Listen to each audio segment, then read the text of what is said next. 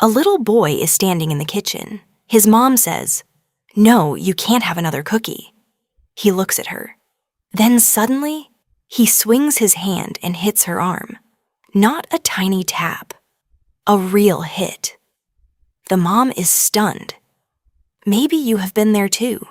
Maybe your child has slapped you, kicked you, pushed you, or lashed out when you said no. And in that moment, your mind does 1,000 things at once. Why would my own child do this? Have I done something wrong? Is this normal? Is my child becoming aggressive? That moment feels personal. It can feel disrespectful, shocking, even heartbreaking. But here is the truth most people miss. When a child hits a parent, it is usually not about hate. It is not always about disrespect. And it is definitely not as simple as bad behavior. What is really happening is deeper, messier, and far more common than most parents realize. And once you understand the real reason, your response changes completely. Because the wrong reaction can make it worse. And the right response can stop it from becoming a pattern. So why do kids hit their parents? Why do they do it more often with mom or dad than with other adults?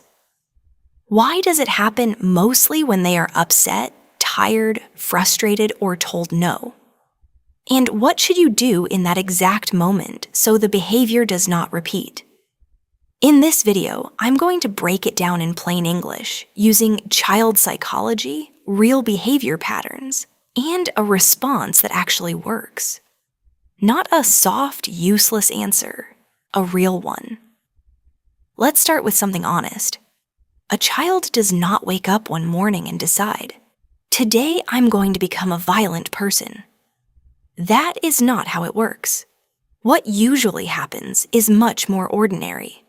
A child wants something, or feels overwhelmed, or is disappointed, or does not have the words for what they feel. And when the emotion gets too big for their brain to handle, it comes out through the body.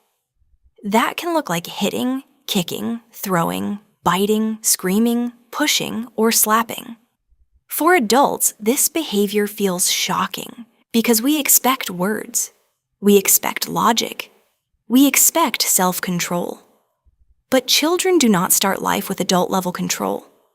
They have feelings before they have regulation. That matters. A lot. Because the hit is often not the main problem. It is the symptom. Here is the psychology behind it. Young children are still developing the part of the brain that helps with impulse control, emotional regulation, frustration tolerance, and reasoning. That means when they are flooded with emotion, they do not have the same brakes adults do. You and I can feel irritated and still stop ourselves. A child often cannot. So when they are angry, embarrassed, overwhelmed, or denied something they want, the brain goes into fast reaction mode. And in fast reaction mode, the body acts before the child has a chance to think. That is why the hit happens so suddenly. Not because the child planned it carefully, but because their emotional system took over. Now here is something else parents should understand. Children often hit the people they feel safest with. That sounds weird until you think about it. A child is usually more controlled in school, at daycare, around grandparents, or with strangers. Why? Because they are holding it in. Then they come home and explode. Why at home? Because home is where they feel secure enough to unload their biggest emotions. That does not make the hitting okay, but it does explain why it happens. And when you understand the reason, you stop taking it as a personal attack and start treating it as a regulation problem. That shift changes everything. Here's the part many parents do not know. A child hitting you can sometimes mean, "I do not know what to do with this feeling." That is the hidden message. Not every child can say that in words. Some children do not even know they are feeling frustrated. They just know something inside feels too big. And if every time that feeling shows up, the adult reaction is anger, shame, yelling, or humiliation, the child learns one of two dangerous lessons. Either, my feelings are bad, or my biggest feelings can only come out through my body. Neither one is good. That is how patterns form. Not in one moment, in repeated moments. That is why this issue is not just about stopping one hit. It is about teaching emotional skills before the behavior becomes automatic. Now let's talk about the mistake that many well-meaning parents make. When a child hits, the natural reaction is often one of these three things. First, anger. You do not hit me. How dare you? Go to your room right now. Second, shock and guilt. Where did I go wrong? Why is my child acting like this? Third, over-explaining. A long lecture in the middle of a meltdown. But here is the problem. When a child is already emotionally flooded, lectures do not land. Neither does shame. Neither does yelling.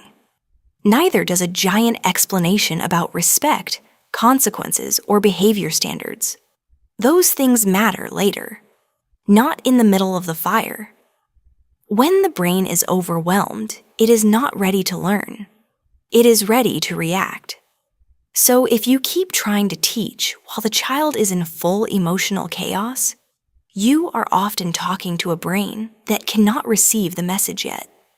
That is why the moment feels like failure. You are trying to solve a regulation problem with a discipline-only response. And that usually backfires. Let's get even more specific. Why hitting? Why not just crying? Why not just yelling? Because hitting gives the child something immediate. It releases tension. It creates impact. It gets attention. It changes the moment instantly. For a child whose nervous system is overloaded, that can feel powerful. Not good, just powerful. And for some children, hitting is also a learned response.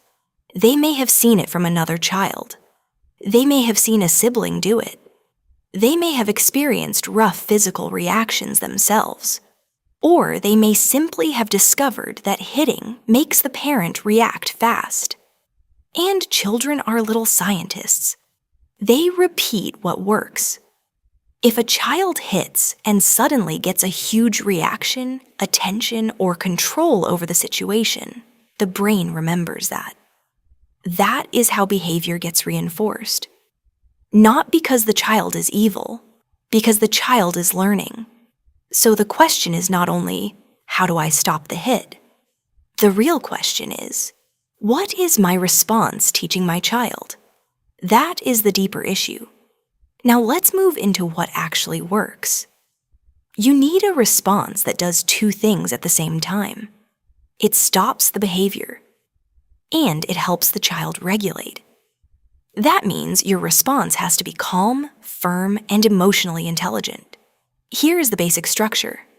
Step 1, stop the hit safely.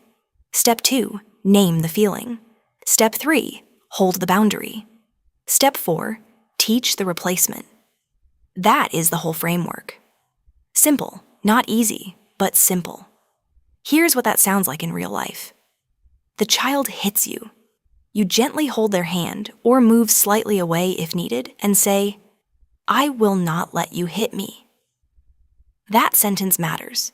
It is firm. It is clear. It does not shame. It does not attack. Then you say, "You are really upset right now." That sentence matters too. Why? Because naming the feeling helps the child's brain start making sense of the chaos. Then you continue. You can be angry, but you cannot hit. Now the boundary is clear. Then the teaching. Use your words. Show me what you need. Let's take a breath. Tell me with your voice, not your hands. That is how you move from reaction to regulation. This works because children do not just need correction. They need coaching. They need co-regulation.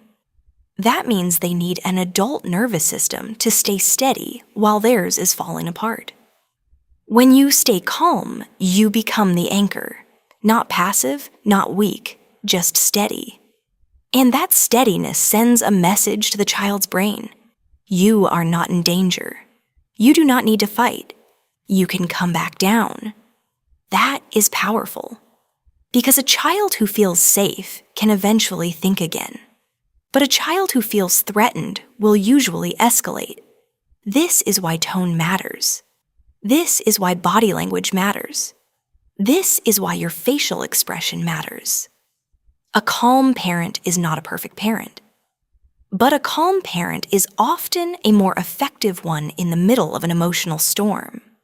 And that is not because calm is magical. It is because children borrow regulation from adults before they can create it themselves. Let's go back to a common scene. A child is playing. You say it is time to leave. They do not want to go. They yell. You repeat yourself.